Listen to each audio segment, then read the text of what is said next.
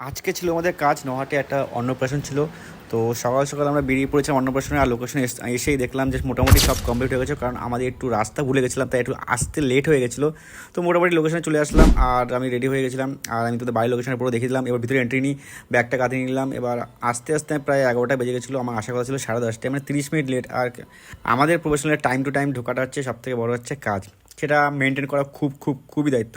এটা ছিল ভিতরের লোকেশনটা। আর বাড়িটা এটা হচ্ছে লজের মধ্যে একটা ছিল, মানে নোহাটা মানে নিমতলা বাজারে এখানে কাছাকাছি এটা লজটা ছিল। আর লজটা অনেকটা সুন্দর ছিল, বাট এতটাই গরম পড়েছিল যে ভাই আমি যাওয়ার সাথে সাথে আমার মকটেলের দিকে লোভ চলে আসলো।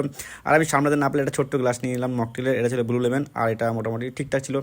তারপরে এদিকে রেডি করে দিল দিদি, মানে যার অন্নপ্রাশন ছোট্ট পুচকু, খাবার দাবার রেডি করে দিল। আর আমি এর সামনে বসে একটু ভিডিও করে নিলাম, দেখলাম থালায় অনেক কিছু সুন্দর সুন্দর খাবার আছে। আর এটা হচ্ছে আমাদের ছোটো পুচকু। দেখো আমি যখন ক্যামেরা করছিলাম পুরো ড্যাব ড্যাব করে আমাদের তাকাচ্ছিল, বাবার কোলে বসেছিল, ওর আমাদের কন্টিনিউস তাকিয়ে যাচ্ছিলো।